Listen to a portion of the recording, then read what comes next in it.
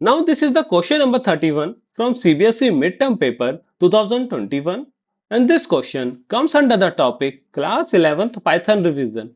So in this particular question, few Python statements have been given to you and it has been asked what will be the output of this particular code. So in order to solve this one, let's first do the line numbering and then we'll try to figure out what each and every line is doing. Now in the line number 1, if you see, we have two variables on the left hand side, L1, L2. इसके अंदर L1 की value क्या हो जाएगी 10, 15, 20, 25 और L2 की value क्या हो जाएगी empty list.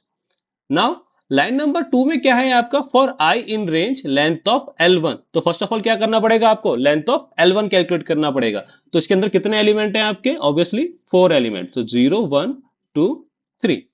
Now for your convenience let me do the line numbering so that आपकी जो इंडेक्सिंग की value we will be able to solve. Range क्या हो गई आपकी 4. तो 4 का मतलब क्या हो गया आपका 0 से लेकर 1 2 and 3.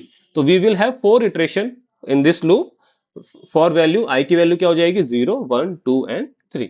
Now we need to see what each and every iteration में हमारे क्या काम होना है. तो क्या करना है आपको इंसर्ट करना है L2 के अंदर एट इंडेक्स आई और वैल्यू क्या इंडेक्स करनी है आपकी L1 डॉट पॉप. तो आपको क्या करना है अब हर इटरेशन में ये देखना है कि L1 की वैल्यू क्या है और L2 की वैल्यू क्या है.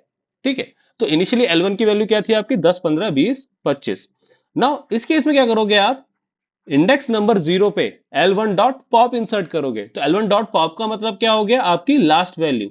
तो लास्ट वैल्यू क्या है आपकी इस केस में 25. पॉप करने के बाद वैल्यू क्या बचेगी आपकी 10 15 20. Since you are using indexing तो इस केस में क्या होगा it will give value at line number index number 0. तो इंडेक्स नंबर 0 पे वैल्यू क्या हो जाएगी आपकी 25. तो एक इटरेशन में क्या काम हो रहा है कि आपकी L1 की लास्ट वैल्यू निकाल के उसको आप L2 में इंसर्ट कर रहे हो at the respective position. Now इस केस में क्या होगा L1 dot pop. L1 dot pop का मतलब क्या हो गया आपकी value 20 will be popped.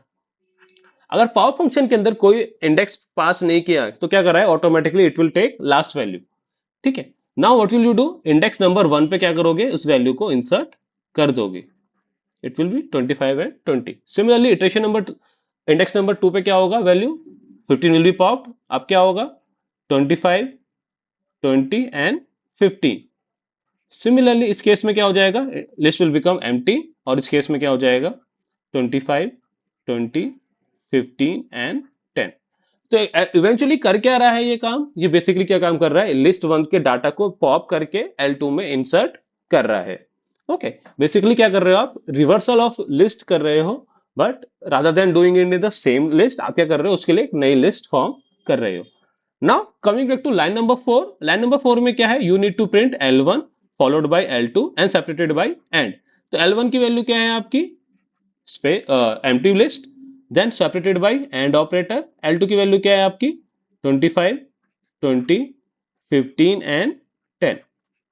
Okay. So if you run this one on the IDE, you will see we are getting the same output. Okay. So for this question, right answer would be the option number A.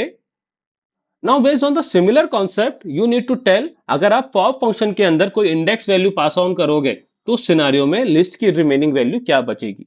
Okay guys, then that's it for the day. If you have any doubt regarding this one, feel free to ask in the comment box. Okay then, thanks for your time.